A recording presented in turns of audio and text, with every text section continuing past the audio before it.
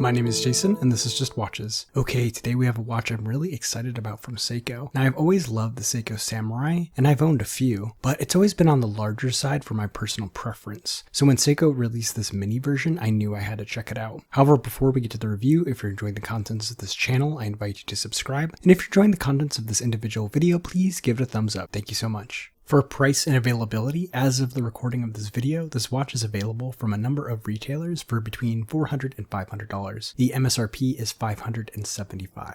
Now, the case is 41 millimeters in diameter, 49.5 millimeters lug to lug. It's 12.5 millimeters thick and then has a 28 millimeter lug width opening. Now, the case has been refined from the previous Samurai case, and it can be argued that this watch has lost some of its character, but to me it still has Samurai DNA. We still have very angular lugs, however they now angle down slightly, which helps the watch conform to the wrist better. And we still have those very angular crown guards as well. The finish is all brushed, except there's a small scallop along the bottom of the mid case, which is actually high polish. However, you don't really see that as part of the case when you're wearing it. And then another improvement is the end links also now share that very angular style of the case overall. The solid end link bracelet starts at 20 millimeters and tapers down to 18 before jumping back up to 28 millimeters at the clasp. The articulation against the back of the watch is excellent and doesn't add to the true lug to lug of the watch, which is good because it's pretty long at 49.5 millimeters. The articulation between the links is decent. Speaking of those links, we have a 3-link style where the links are fully brushed, and there is a nice angular style that matches the overall style of the watch much better than the previous Samurai bracelets, which just seemed like something from the parts bin that they kind of put onto the watch. As for the clasp, we still have that basic Seiko clasp. It has the signed safety catch and a twin trigger deployant, but it's just stamped metal on that scissor. And then we have the 3 standard micro adjusts. Now, this clasp is very basic, but it's very functional and is a tried and true clasp, but I do think it holds the overall quality of the bracelet back a bit.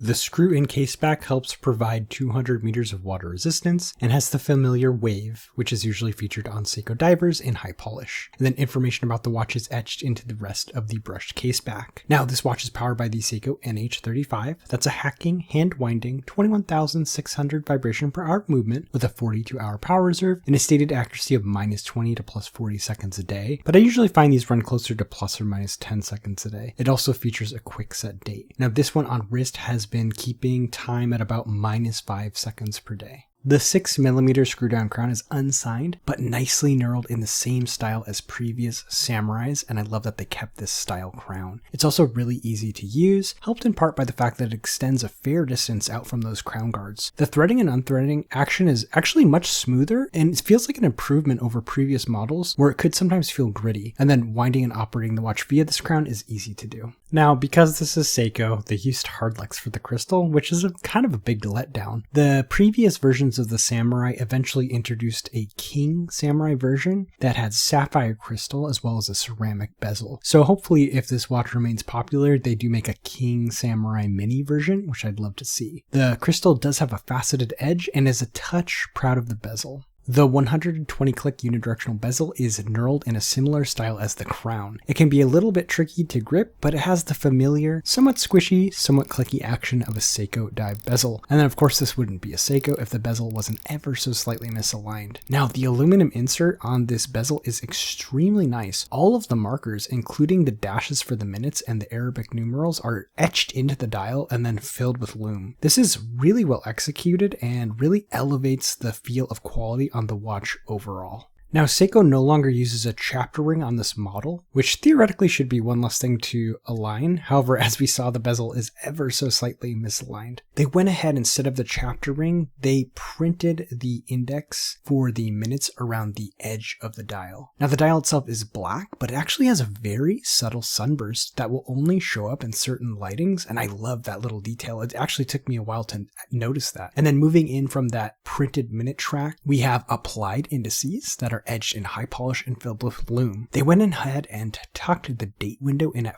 4:30, which I know is not popular with everyone, but I do love it because it leaves a nice symmetry with the applied indices for every hour position. The only issue with this one is it's very small, so it's quite difficult to read, but I think that's just the size they could sneak in on this dial. Then we have Seiko at 12, and the Prospex X automatic and the depth rating at 6. Made in Japan and the reference number are printed from the 5 to 8 index, but it's so small and so faint you probably won't notice. Overall, this is a really easy dial to read and it isn't overly crowded with text. The handset has been updated with an almost spear style hour hand and a long sword style minute hand. Now these are completely brushed, finished, and then filled with lume, which actually makes them ultra legible. On the mid-range Seiko divers, the hands are half brushed and half polished, but I think if you're only going to use one finishing, brushing is a much better choice than high polish, because high polish hands just have a tendency to get lost against a black dial in certain lighting conditions, and with the brushed hands I did not have this problem. Also, all three hands are plenty long. That second hand is high polish with a loomed arrow about 3/4 of the way toward the tip of the hand. Overall, I think this is a great handset, and it still makes a really cool rocket with the hour and minute hand overlapping, which was something fun about previous generations of the Samurai.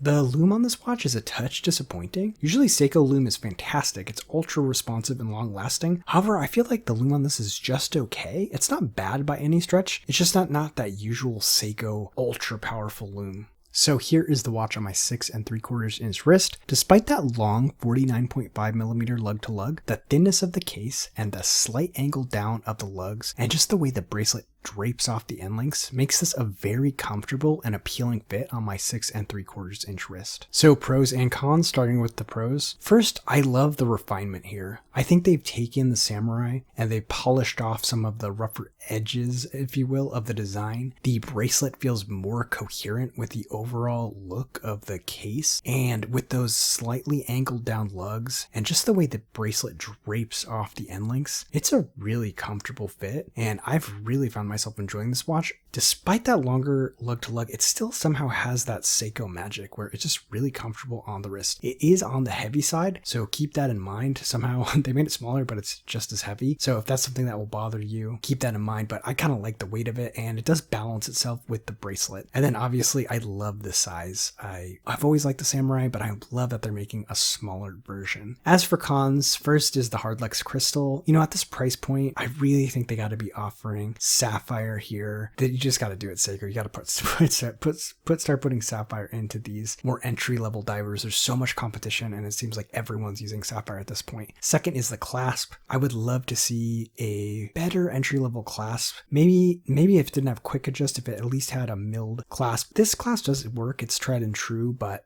this is another place where I think Seiko's a little bit behind the 8 ball on some of where the other brands are. And then finally, obviously, Seiko still has alignment issues. They really got to dial that in, I think. I don't know what it is. I guess they have a slightly higher tolerance, but it's pretty annoying to get a Seiko diver and you just kind of assume it's going to be misaligned because they just tend to be. So I would really love to see them dial in those alignment issues. As for comparables, I mean, the affordable diver range is massively overcrowded, so there's so much to choose from. Honestly, Seiko gives them a lot of their own competition. One thing I would consider is the King Samurai. That's a great alternative. They're floating around the same price, but then you get sapphire crystal, you kind of lose that Hardlex problem, and you also will get a ceramic bezel. For more, I would check out divers from Christopher Ward, as their watches are also tested and certified to ISO standards, much like the Seiko Prospex line. Something that sometimes gets forgotten, especially when people bring up watches like San Martin. Those are great deals too, but I don't think they're going through the same amount of rigorous testing that Seiko is doing, and obviously that does slightly increase the cost. Speaking of San Martin, for less you could always consider something like the San Martin diver. I really enjoyed my time with the Watch Dives X San Martin collaboration, which is the SN0121, and I have a review of that one on the channel as well. So there you have it, the Seiko SRPL13, the Mini Samurai. What do you think about this watch? Let me know in the comment section below. As always, if you're enjoying the contents of this channel, I invite you to subscribe. And if you like the contents of this individual video, please give it a thumbs up. That's all for this time. My name is Jason, and you have been watching Just Watches.